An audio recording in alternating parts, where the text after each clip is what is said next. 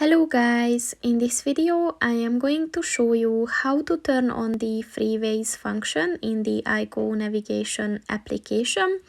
But first I just want to mention, don't forget to subscribe to my channel, because at 10,000 subscribers I am going to show you my whole YouTube revenue statistics and growth strategy, as well as how to make money online. Let's jump into it. First of all, open the application on your phone. And then click on the three lines at the bottom of the page on the right. And then scroll down and click on the settings button.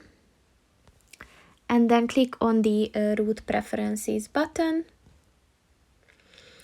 And at the road types section, look for the freeways button.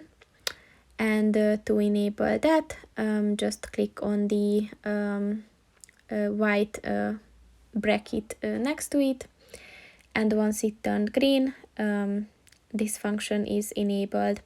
So that's pretty much it for this video, guys. See you in the next one. Goodbye.